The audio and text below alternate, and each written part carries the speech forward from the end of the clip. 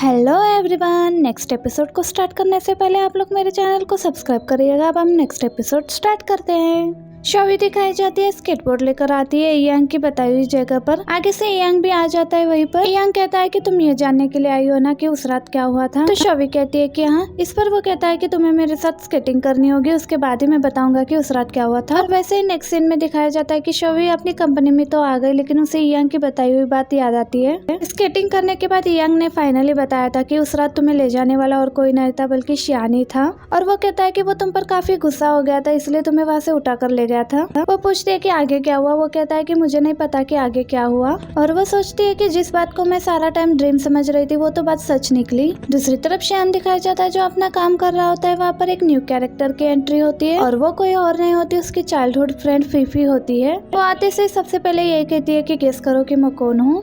तो वो कहता है कि फीफी तुम यहाँ पर बताया भी नहीं कि तुमने शिनको कि तुम आ रही हो। वो कहती है कि मैंने बताया था पर मैंने मना किया था शिनको कि तुम्हें ना बताए, तुम्हें सरप्राइज दूं। और देखो जैसे ही मैं एयरपोर्ट पर लैंड हो गई तुमसे ही मिलने के लिए आ गई सरप्राइज देने के लिए। वो कहता है कि सरप्राइज कहाँ पर है। वो कहती है कि देखो ना मैं खुद ही आई हूँ, तुम्हारे साथ तुम्हारी कंपनी में हेल्प करूंगी। मुझे पता है कि तुम्हारी कंपनी में प्रॉब्लम चल रही है, मेरे डैड और अंकल तुम्हें हेल्प नहीं कर रहे। इतने में फीफी के डैड वहाँ पर आ जाते हैं। उन्हें देखकर वो अपने डैड के पास चली जाती है। कहा कि तुम मेरी बेटी हो, तुम तो अपना लगेज पैक करके जल्दी से वहाँ से निकल गई, मुझे बाय तक नहीं कहा।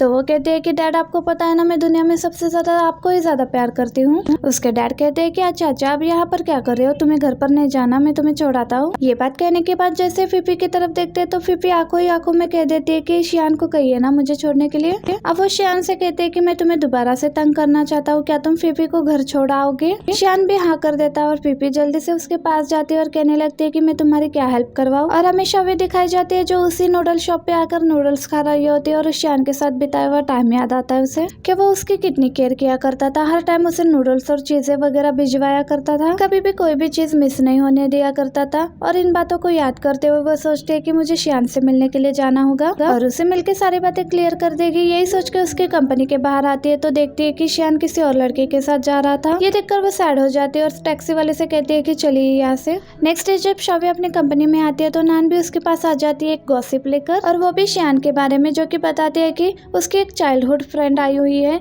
जो कि उसकी कंपनी में उसके हेल्प करने वाली है, क्योंकि उसकी कंपनी बहुत ही बुरे हालातों से गुजर रही है। वो कहती है कि इस चीज से मेरा कोई भी मतलब नहीं है। नान कहती है कि तुम्हारा मतलब कैसे नहीं है, तुम हमेशा उन लोगों का इंटरव्यू लेती हो जिन्हें तुम अच्छे से जानती हो। तुमने शियान का इंटरव्यू लिया था, इसका मतलब तुम उसे अच्छे से जानती हो, उससे तुम्हारा पूरा पूरा मतलब है। ये सुनकर शॉवी चुप हो जाती है और हमें बाई दिखाई जाती है जो एक बेबी हॉर्स को प्यार वगैरह कर रही होती है। तो गॉन्जिन उसे देखकर कहने लगता है कि तुम इसका नाम क्या रखोगी, क्योंकि मैं चाहता हूँ कि हम दोनों को साथ में देखे और हम दोनों मिलकर इसका नाम रखे। तो वो भी उसको एक नेम देती है, जिसे सुनकर वो कहता है कि ये कैसा नेम हुआ। वो कहती है कि चाहे ये लड़का है फिर भी मैं इसका नेम यही रखूंगी। तो ग्वांजिन भी उसकी बात मान लेता है, अगर तुमने नेम रख लिया तो तुमने रख दिया। दोनों की ये सब बातें चली रही होती है। उतने में ग्वांजिन के डैड भी वहाँ पर आ जाते हैं एडिटर इंक के साथ। अपने डैड को देखकर ग्वांजिन कहता है कि डैड आप यहाँ पर। आप चारों बैठकर बातें वगैरह कर रहे होते हैं तो ग्वांजिन के डैड बाई से कहते हैं कि क्या मैं भी इसी की तरह तुम्हें बाई कह सकता हूँ। वो कहते हैं कि जी हाँ कह सकते हैं। बाकी सब बातें कर रहे होते हैं। उतने में ग्वांजिन अपनी फ्यूचर मॉम से कहता है कि आप भी हमारे साथ डिनर करिएगा,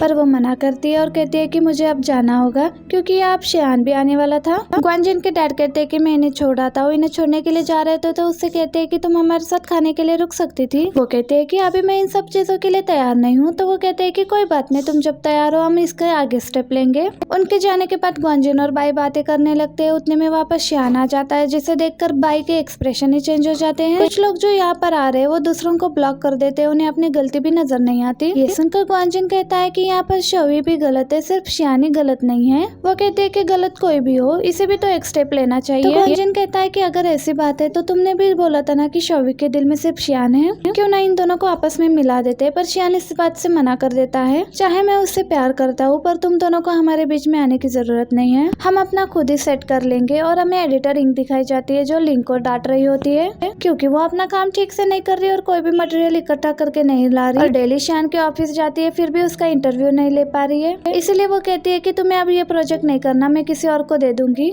ये सुनकर वो कहती है कि ये क्या बात हुई, आपने पहले में मुझे प्रोजेक्ट है और फिर से ले रही है। ये कहकर जब बाहर आ रही होती है तो शौवी से कहती है कि तुम्हें मिसिंग ऑफिस में बुला रही है। ये सुनकर शौवी भी ऑफिस में चली जाती है। जाने के बाद उसे पता चलता है कि मिसिंग तो यही वाला प्रोजेक्ट उसे दोबारा से देना चाहती है और कहने लगती है कि तुम्हारे लिए ये प्रोजेक्ट बहुत ही ज्यादा इम्पोर्टेंट है और हमारे लिए भी, और इस पर कोई भी तुम्हारे अलावा काम नहीं कर पा रहा। ये सुनने के बाद शौवी बिल्कुल भी चुप हो जाती है। तो एडिटर लिंक कहती है कि मुझे तुम्हें बिल्कुल भी फोर्स नहीं करना था, अगर लिंक अच्छे से काम कर पाती वो कुछ भी नहीं कर पाई, इसलिए मुझे दोबारा से तुम्हें ये प्रोजेक्ट देना पड़ रहा है। ये सुनने के बाद शौवी कहती है कि मैं अपना प्रोजेक्ट लेने के लिए तैयार हूँ, थैंक्स आपने मुझे दोबारा से ये अपॉर्चुनिटी दी। ये सुनकर वो खुश हो जाती है और वैसे ही शौवी दिखाई देती है जो शियान के ऑफिस में पहुंच चुकी थी। शियान ने भी उसे मिलने के लिए मना नहीं किया था, वो उसे अपने ऑफिस तक आने देता है। शौवी भी शियान को देखकर पहले शियान बोलने लगती है, फिर उसे कहती है कि मिस्टर शियान मैं आपसे बात करने के लिए आई हूँ। ये बात सुनकर वो भी उसकी तरफ देखने लगता है। जैसे ही वो काम की बात करने लगती है तो शियान उसे रोक लेता है और कहता है कि मैं अपनी कंपनी के बारे में तुम्हें कुछ भी नहीं बताऊंगा और तुम यही बात करने के लिए आई हो तो तुम यहाँ से जा सकती हो, मुझे तुमसे कोई भी बात नहीं करनी। ये बात कहकर दूसरी तरफ फेस कर लेता है तो शौवी भी वहाँ से चुपचाप चली जाती है। उसके जाने के बाद शियान अपने असिस्टेंट से पूछता है कि क्या वो गई, तो वो कहता है कि नहीं वो अभी तक नहीं गई, और जो मीडिया वाले आपका बाहर वेट कर रहे वो भी नहीं गए, वो सभी जर्नलिस्ट आपका वेट कर रहे हैं। ये सुनने के बाद शियान उसको अपने साथ चलने के लिए कहता है। वो कहता है कि आपकी काफी लोगों के साथ मीटिंग है तो आप कहाँ पर जा रहे हैं, पर वो अपने असिस्टेंट को अपने साथ लेकर जाता है। तो वहाँ पर सभी मीडिया वाले उसे पूछने लगते हैं कि आपको जरा सा भी अफसोस हो रहा है कि आपने लियांग कंपनी में अपना पैसा भी इन्वेस्ट किया है। पहले तो वो कुछ भी नहीं कह रहा होता, फिर शौवी को देखकर कहता है कि हम ये सब चीजें मिलकर सॉल्व कर लेंगे, हमारी कंपनी ने कुछ ना कुछ सोचा हुआ है, आप लोगों को इस सब की फिक्र करने की जरूरत नहीं है, हमारा नुकसान हुआ या नहीं हुआ क्योंकि हमें चीजें मिलकर सॉल्व करने के लिए आती है। और ये सब बातें वो शौवी को सुना रहा था। शौवी ये सब बातें सुनने के बाद वो उम्मीद भी छोड़ देती है, जिसे लग रहा था कि वो शियान से बात कर पाएगी। ये सब बातें करने के बाद शियान वहाँ से चला जाता है और शियान के चले जाने के बाद शौवी भी वहाँ से चली जाती है। अपनी कंपनी में जब आ रहे होते हैं तो लिंक से उसके टक्कर हो जाती है और वहीं पर बैठकर रोने लगती है और नान जल्दी से आकर कहने लगती है कि ये सब तुम्हारी वजह से हुआ है, और वो कहते हैं कि मैंने इसे कुछ कहा भी नहीं और इसे मेरी वजह से कुछ हुआ भी नहीं। नान जल्दी से बैठकर शौवी से पूछने लगती है कि तुम्हें क्या हुआ है, तो वो कहती है कि मैं ठीक हूँ, तुम लोग जाओ।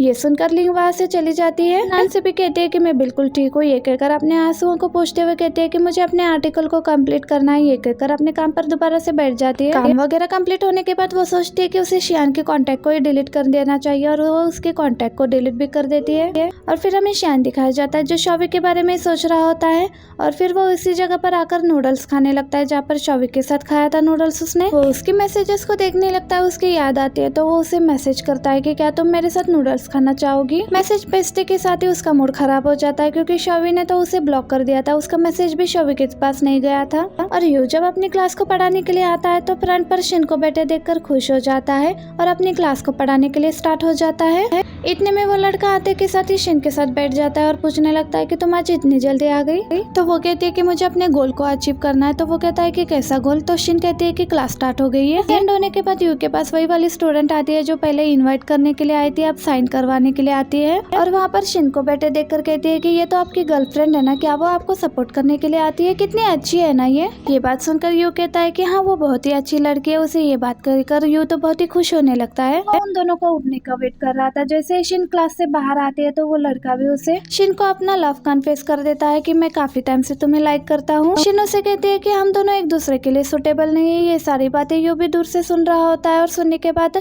शिन के पास आकर खड़ा हो जाता है और पूछने लगता है कि तुम लोग क्या यहाँ पर अभी डिस्कशन कर रहे हो। तो वो लड़का कह देता है कि मैंने शिन को अपना लव कन्फेस कर दिया है। अब शिन भी यू के सामने ही उस लड़के से कहती है कि मैं तुम्हें इंटरेस्टेड नहीं हूँ और ना ही हम दोनों एक दूसरे को जानते हैं और थैंक्स तुमने मुझे लाइक किया और अपना लव कन्फेस किया, पर सॉरी मैं तुम्हारा लव कन्फेशन एक्सेप्ट नहीं कर सकती। ये सुनकर तो उसका मुंह उतर जाता है। वो कहता है कि तुमने मुझे रिजेक्ट कर दिया ना और ना ही कभी मुझे चांस दोगी। तो वो कहती है कि ऐसा ही कुछ समझो। वो लड़का वहाँ से चला जाता है और शिन भी वहाँ से जा रही होती है तो यू उसे रोक लेता है, पर यू उसे कुछ भी नहीं कह पाता और शिन उसे कहती है कि अगर आपको मुझे कुछ भी नहीं कहना है तो मैं यहाँ से चलती हूँ। ये कहकर जाने लगती है तो यू दोबारा से उसे रोक लेता है और कहता है कि मैं तुम्हें कहीं पर ले जाना चाहता हूँ और अपना हेलमेट वगैरह उसे पहना देता है और अपनी हैवी बाइक पर उसे ले जाता है। दोनों काफी दूर आ जाते हैं तो बाइक से उतरते से ही वहाँ की व्यू को देखने लगती है और यू भी उसके पास आकर खड़ा हो जाता है और उससे बात करने लगता है कि तुम जैसे एक्सपेक्टेशंस मुझसे रखती हो मैं वैसा बिल्कुल भी नहीं हूँ। मैं तुमसे बड़ा हूँ, तुमसे बड़ा होने के कारण मैं वो चीजें बिल्कुल भी नहीं कर पाऊंगा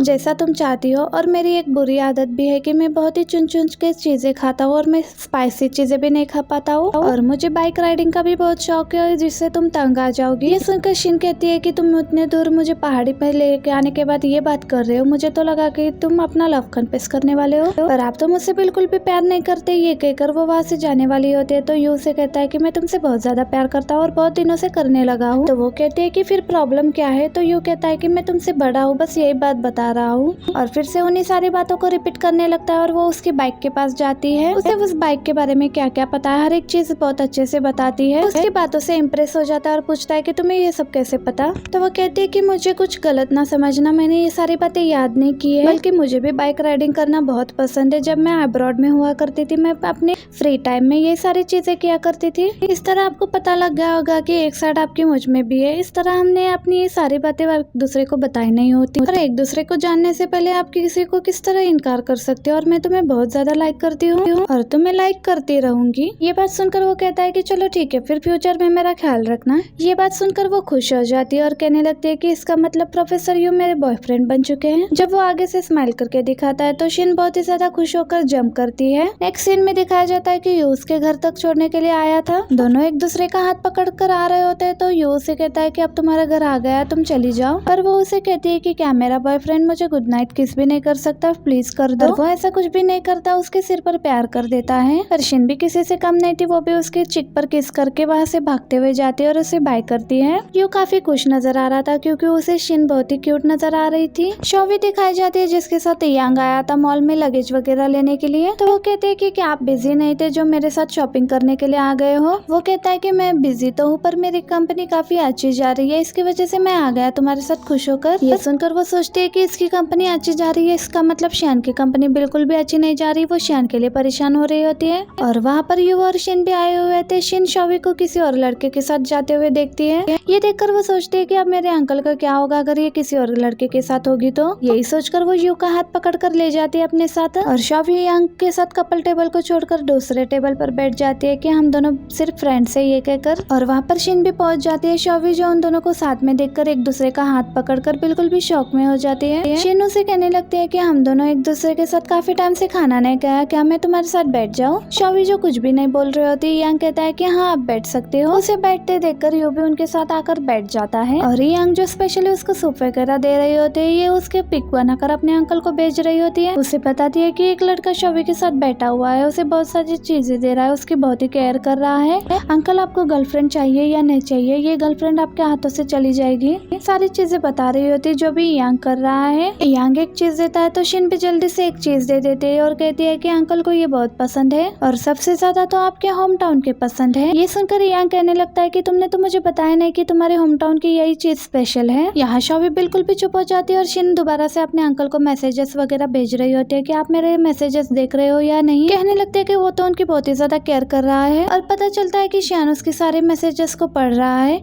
और यहीं पर हमारा ये पार्ट भी एंड हो जाता है। वीडियो अच्छी लगी तो वीडियो को लाइक करना। Thank you for watching, bye bye.